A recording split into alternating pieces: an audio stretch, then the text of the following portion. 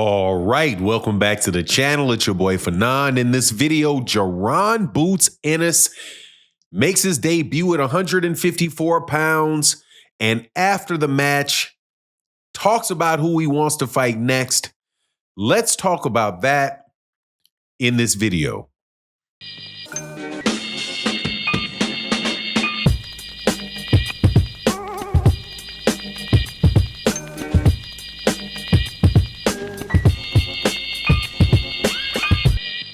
All right, welcome back to the channel. It's your boy Fanon. Man, one of my favorite fighters in the sport of boxing fought last night. Jaron boots Ennis, absolutely sensational fighter. Can do everything you can ask for somebody to do in the ring, provided he gets the opportunities and he gets the chances and he shows up, and wins the fights, man. I think this guy can be a once in a lifetime like fighter. So to see him back in the ring, albeit against, I'll say it, some pretty trash competition in Lima. It was still nice to see him out and see what he would do with an opponent like Lima. And also after the fight, got to hear what he wants to do, and I think it's pretty good news. He seems very, very engaged and willing to go at the other champions in the division. But before I get into all of that, let me welcome you back to the channel.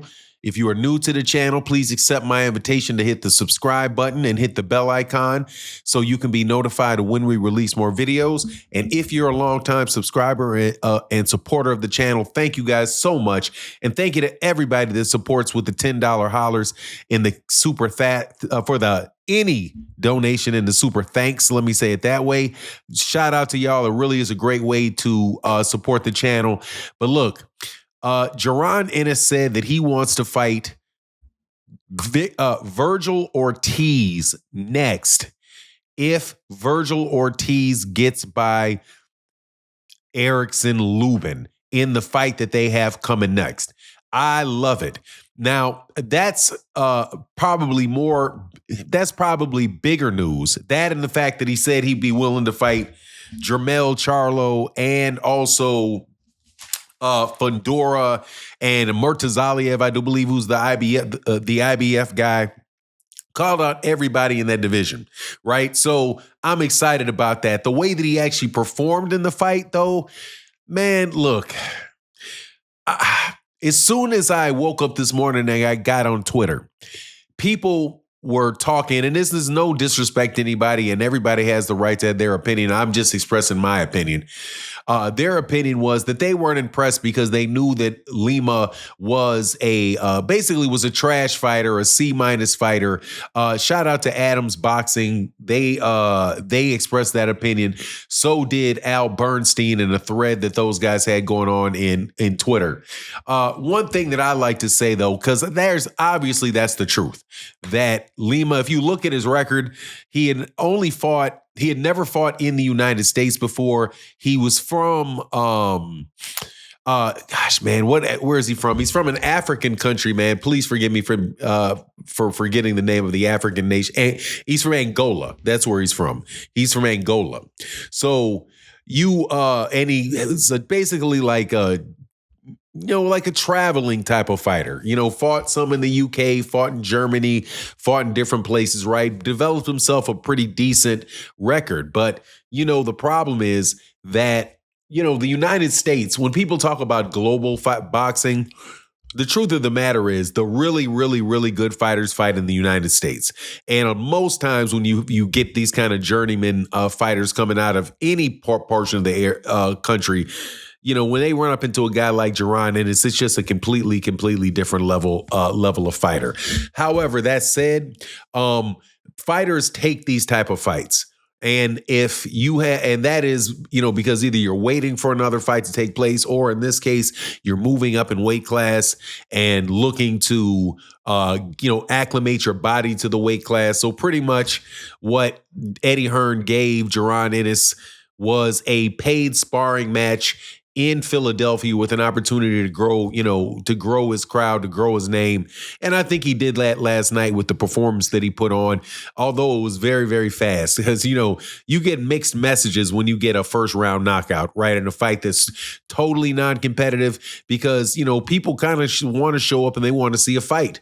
They don't, often, unless it's somebody like Mike Tyson and he's on some streak or something like that, people don't really, react to too many going and spending that much money going out that far just to see a fight that ends that fast. So I wouldn't advise continuing to put Jaron Ennis with that level of guy.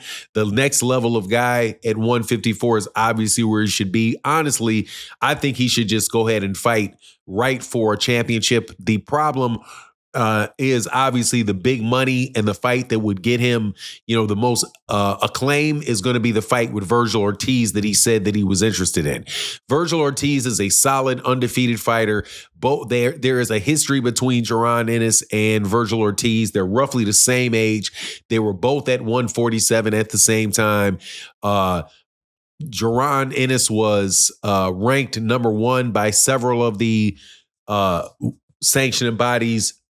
Virgil Ortiz was ranked number one by the ones that were not. Specifically, I believe it was the WBO at 147. So there was talk about these guys matching up and fighting from the beginning. It's just kind of like a natural matchup between he and Virgil Ortiz. So that's a big fight. But honestly, man, Virgil Ortiz is making a smart move by fighting Erickson Lubin, because Erickson Lubin is a southpaw, kind of like a slick type of fighter, can be a slick. He's a tough fighter, will come at you for sure, but also, a guy that is a very, very solid southpaw boxer. That's obviously trying to get prepared, at least in part, for Jaron Ennis, because Jaron Ennis does fight from the southpaw stance a lot, switches stances a lot. Man, just a dynamic fighter. So I would rather see him go for a belt right away. But hey, man, if he's got to get the big money, get the big name fight or the big accolade fight, hey, that works for me as well. I think he's a shoo-in to beat Virgil Ortiz, though. I can't lie, man. I think he's just going to rough up and beat up Virgil Ortiz because, Virgil Ortiz is somebody that's going to want to be there and he's going to want to fight.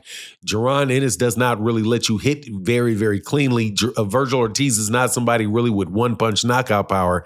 So, hey, man, give me Jaron Ennis in that fight. Even though, Virgil Ortiz is going to take the fight. Virgil has every reason in the world to believe that he can win. I don't see it. But the fight that I want to see is that he said when Jaron Ennis said that he called out the little cub, Jermell Charlo. I'm like, yeah, okay, great. I'm all on board with that one. Let's get that done, because that, I think, is just nothing but a terrific, terrific fight. And really, the guy that's the man at 154 pounds really should be considered Jermell Charlo, because Jermell Charlo never lost any of those belts that he held as an undisputed champion at 154 pounds. Obviously, the promotional things are going to probably keep that from fighting and not happen as quickly as Jaron Ennis and Virgil, because they both fight on the zone. But I think eventually that stuff's going to happen, man. These guys aren't going to all sit on that money.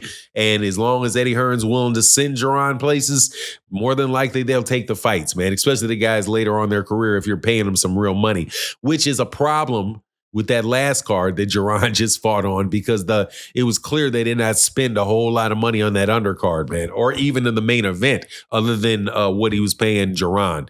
Anyway, that's my take on the matter. Please let me know what you think in the comment section. And with that, I'm out. Deuces.